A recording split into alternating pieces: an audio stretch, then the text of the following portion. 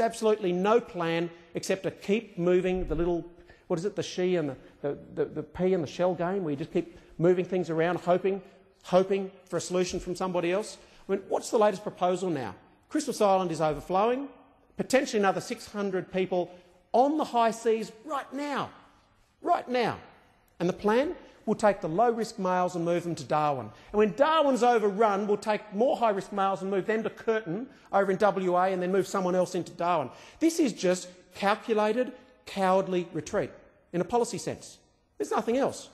Now, let's go back to a bit of history, because often what Mr Rudd tends to do is blithely read out figures from before the Howard government actually brought in the solution and say that things were actually worse then.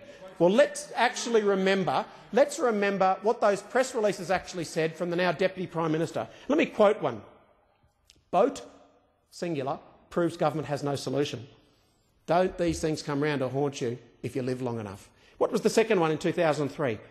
Another boat, another failure. I'd actually like to know if the now Deputy Prime Minister ever had a press release that had anything in the plural. I mean, they were jumping up and down at the side of a boat, singular, because they were lucky to see 3 a year. I mean, what we're looking at now is an order of magnitude greater. And one would have thought any responsible Australian government would have said we need a legislative solution, but instead what we have is legislative retreat to the point of desperation and breakdown. Now, we've heard all that double speak. And when one goes back to, the pubs like in my electorate, the Alex, the Sands, the Cleveland Tavern, Capalaba Tavern, the Grandview, the Vicky Point Tavern, all of those, when you actually go there and speak at the public bar, they are all saying the same thing about this Prime Minister and this government. I don't need to push that one along. I don't need to kick that one along. That one's happening, absolutely, and I'll make sure that I got every pub too and every public bar, because in those places, that's where you get the you divine the true passionate feeling about this issue, and we have a government that is trying to keep two constituencies happy and the price is being paid. Now look, we've heard everything about global trends. We've heard everything about moving people between different islands, but we know one thing for sure. We are seeing the end of that commitment to overseas processing. It was the one thing, Deputy Speaker, the one signal that we sent very, very clearly. If you paid these criminals to throw you in a boat, the one thing you were not going to get was be processed in Australia and get that easy option and the access to the legal appeals process, which, for those who don't know, predominantly the burden of proof is on the Commonwealth to prove that an individual is not a refugee, and that's not too hard to do, not too easy to do when they actually have absolutely no way of identifying these people whatsoever. This is tough, but of course it's not that tough for this Prime Minister, is it? It's not too tough for Prime Minister Rudd, because when he was embarrassed with that Oceanic Viking situation with 76 people on board, and it went on for a few days, we started, instead of hiding under the desk, he came out and said, we've got to cut a deal, just make sure it's a deal that I don't know about. I mean, wasn't that the most extraordinarily superficial and thin-skinned solution? Talk to my security advisors, but just make sure that I'm not informed. I mean, this is the greatest megalomaniac, centrist Prime Minister we've ever known, but this Prime Minister knew nothing about that solution. And what was the solution? To those 76, I beg you, please leave the Oceanic Viking. I will do you any deal you want. And that was the fast track, wasn't it? No ASIO checks. Nothing to check if anyone had any serious crimes on their records. No, it was the fast track. And of course, what happened? We certainly discovered that indeed 4 people did fail ASIO checks, but there was nothing they could do. And I recall a certain member up here raising the possibility that someone on the Oceanic Viking might have had an irregular past. And I remember the condemnation, the howls of condemnation from the government benches. And sure enough, he prevailed, and he was proven right. So I just make a small point that we should never ever sacrifice the very important border protection and controls that Australia is very proud of for anything. And we certainly don't deal it away in a cheap face-saving solution over the Oceanic Viking. But Australians know that's exactly what happened. And that proof of the past is the best evidence, Deputy Speaker, of what we can look forward to in the future. More of those deal-cutting, face-saving, spin-making agreements, anything to do this Prime Minister out of the absolute barefaced embarrassment that he feels about the breakdown in border protection. Now, look, it's very, very hard sometimes to actually work out what this Prime Minister stands for.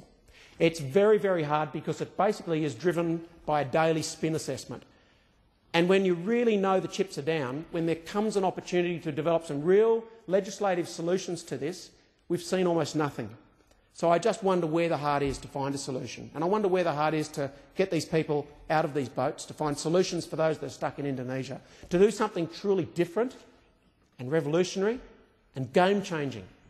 But it's not going to come from this Prime Minister, because the heart isn't in a solution. Look, right now, what we have are our customs, our border protection services, ASIO, AFP, working harder than they ever should have to work because of the fact that they've been legislatively let down. We see massive expenses facing the Commonwealth. I think 3.6 million is the latest figure per boat for everyone that comes over the horizon. Could anyone in the gallery or anyone listening find a more efficient way to solve that problem? I had a taxi driver on the way to the airport say to me, "What about the Hercules solution? For every boat, there's a Hercules. You fly them back to where they come from, sign them in with the UN and start processing them fairly, because, as this taxi driver knows, there's plenty of people in the home country who would love that opportunity to apply. Plenty of people waiting in a queue.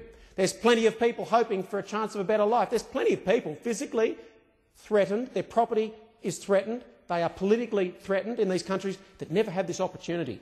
But it's being dished out under the flag of Kevin 07 to those who can pay for an airfare to fly to Indonesia first. And that great injustice is not going to be addressed, and we've got the best evidence of all, that we've had 6 consecutive legislative unpickings of what was a perfectly functioning system. Now, I want to finish on some reflections from Afghanistan, and I will never ever pretend that I have any sort of personal experience that in any way should be regarded as superior to anyone else's, but I did work with Afghans who were trying to work their way back to a home country to try and demine many towns and villages and allow those families to come back. And I want to say one thing. When the conditions are right, like all people, they want to get back to their land.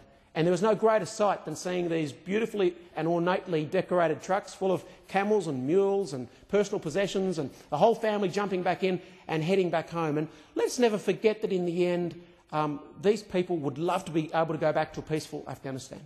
And I commend, in this case, both sides of the chamber for that commitment to the Afghanistan effort, as I do all of those in that international partnership. But let's remember that even in the processing of these unfortunate people who are stuck in Pakistan and unable to go back for a range of reasons, that they just deserve a fair go. And most Australians would appreciate that. And if we are serious about helping this part of the world, it's not to keep turning a blind eye to people smuggling. And it's not to unravel all of the laws that gave us the integrity in the first place. And it's not then to start taking trite comparisons about what happened in 1999 and 2000 before Mr Howard's reforms as some evidence that we were worse at it than you. It's not about that. What we're talking about is the direct cause and effect between the laws that were eroded under this government in 2008, hey, at a time when they had plenty of time to get it right, hardly with a crowded legislative agenda, but they deliberately and methodically, step by step, broke down the very thing that was actually working for this country. I think there's an enormous amount to answer here.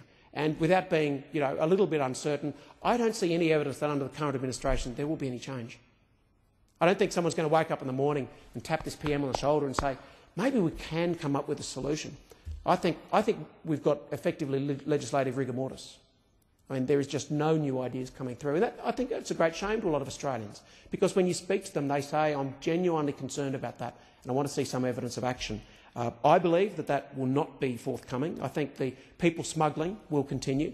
I think that industry will continue. I think that despite the great work by the TNI and the Indonesian police and others in fighting terrorism, it is simply too much to ask that the Indonesian nation can fix this problem for us. The Indonesians counted on us doing our part of the deal. We had a role, as they often referred to. We had to address the sugar, but we haven't. We've just dished more out. And the great tragedy is that Indonesia can now not only throw its hands up in dismay, but they also wear 90% of the problem. Let's make no mistake, we are not being a precious, wealthy country, not willing to take our share or commit what we should be to humanitarian efforts. We do more than our fair share. But we should be doing much more to stop people smuggling. This will be the great tragedy of 2010. It's emerging, it is evolving, and I'm saying that as you go back to local communities around Australia, this is the great legislative, political and policy tragedy of 2010 and the Rudd administration.